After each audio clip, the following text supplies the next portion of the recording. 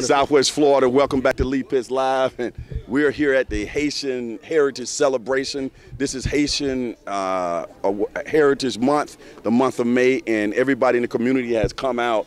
And it's so great for the TV show to be here as the media sponsor, because sometimes I can't get fancy people to come into the studio for interviews, so I can catch them walking around out here and continue to expand the amount of people who have seen on this television show.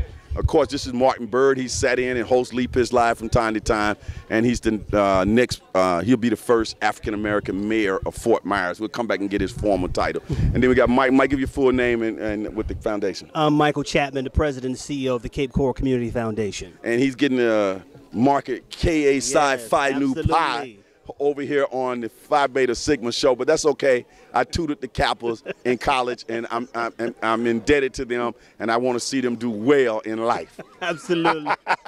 Thanks for letting me get away with that, Mike. Absolutely. Mike, what is the Community Foundation? Yeah, so the Cape Coral Community Foundation is a grant-making foundation that raises funds and then gives them back to charitable organizations in the Southwest Florida community. Okay, now you've been at the helm for at least 2 years now? It's been about 20 months, just shy of 2 years now. Okay, if we were, if you know how they say the state of the union? Yes. What is the state of the Cape Coral Community Foundation? It's on fire right now. Cape Coral Community Foundation is blazing right now. We are doing some great things in the community. More and more donors, more and more nonprofits are engaged with the community foundation. Our exposure has literally been through the roof over the last 20 months. I know I got a chance to attend one of your events where I was, Lee Pitts was selected as one of the 25 most influential people in Southwest Florida, minorities or black people, or however. That was pretty cool. I came out and I got a chance to meet a whole new batch of people that are doing some wonderful things in the community. Tell us about the genesis of that recognition ceremony and the fact that it's going to be moving forward in the future. Yeah, so the event that you were referring to is called the Top 25 Diversity Achievers in Southwest Florida, and that spanned all the way down from Marco Island up to Punta Gorda, as a matter of fact. So that was our first effort, first outreach. We're going to be expanding that next year, and it's going to even be that much bigger and better. Let me tell you how great that was. And Martin, I haven't forgotten about you, is that I made some contacts there. Several of them have been on the TV show since then. And I'm going to be taking my TV show up to the museum in Punta Gorda. Yes. And I'm going to tape in that Black History Museum up there in Punta Gorda. Oh. I'm going to be up there in June. Excellent. That's excellent. And those are the type of relationships and connections we want to be able to foster and broker as a result of these types of outreach efforts. Okay. Now, Martin Byrd, you haven't put your hat in the political arena yet, so we'll still go with the chairman or something of the Dunbar Festival Committee or something like that, right? Yeah, President Dunbar Festival Committee. Okay. And, man, you ran some great programs this year with the Easter Parade and Dr. Martin Luther King Day. And one of the things that you seem to be emphasizing is, come on, Lee, move it along, Lee, move it along. Every time you see me out there getting interviews, got to keep it moving, right? No, we definitely love that you're always there, always supporting, giving us great media coverage, so we appreciate Lee Pitts Live, but the event has to go on. Mark, let me tell you what, man.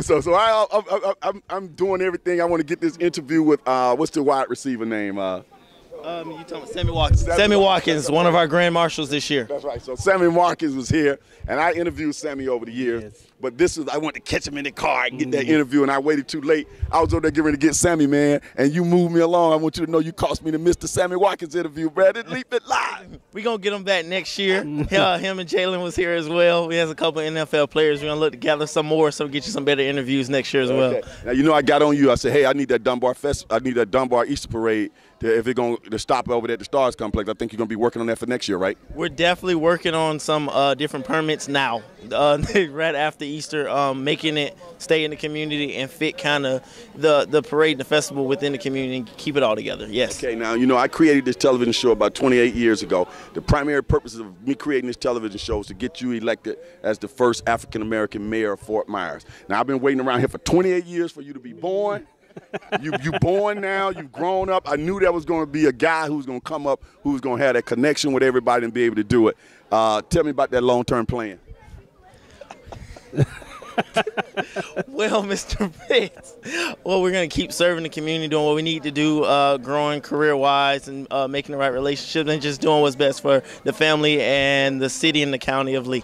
You're going to take it day by day. Yes, sir. You don't rule anything out. Nothing's ruled out. Okay, now that's we trained to be a politician. Absolutely, love him. Now, love him. when you came to the community, what are some things that surprised you about the community when you first got here, and where do you see the foundation going in the future?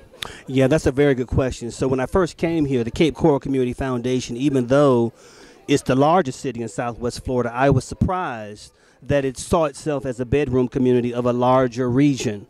So as a result of being here, I think we have pushed past the bridge. We have become more regional, and we've also become more global as a foundation. So with the proliferation of the internet, all the social media tools that are out there. I just want you to know also your email blast, your constant contact, I get it every week, it's working. Oh, thank and you. I appreciate it. it. I read it. Thank I click you. on it and I read what's going on with the Yes. foundation. So it's working. Whoever's handling that, go I ahead. appreciate that. Yeah, so we are a regional foundation now, not just Cape Coral, and we're also operating in the global space. So unlike many local and regional foundations who only get local funding or regional funding, we get global funding. So people from all over the world support our foundation, and we give those grants back to local communities. One of the things that you said that I latched on to, because I don't think it's become it's not common lingo in this area, because we were so used to Fort Myers being the largest city in Southwest Florida, but it has been surpassed by Cape Coral? Absolutely. So the population now in Cape Coral is 170,000, and a lot of people don't realize that sometimes the population is overshadowed by its lack of commercial industry, but it is the largest, and the build out is going to be up about 500,000 over the next, say 25, 30 years. It's growing. Hear that? People need to get over there now.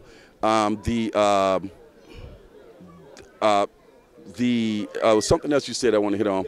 I'm going to come back to that. Sure, absolutely. Martin, what are we looking at coming up in the near future as it relates to the Dunbar Festival Committee? What are some hot things going on? If it's not Dunbar Festival Committee, I know you're involved in so many things. We got politics going on and everything. Just actually hosted an economic development meeting this morning with the NAACP, had the state conference come down, and that was success building relationships, so that's important, as well as with the festivals. Dunbar Festival is going to host community outreach partnership meeting in July on thank those who helped us the last year, as well as reaching out to more community organizations like the Cape Coral Community Foundation, to join on and do what we're doing, not just in the city of Fort Myers, but wherever we may decide to live in Cape Coral and Lehigh Acres. Now I remember what it was I was going to ask you. To tap into the services and the program that the Cape Coral Community Foundation, do you have to be a nonprofit?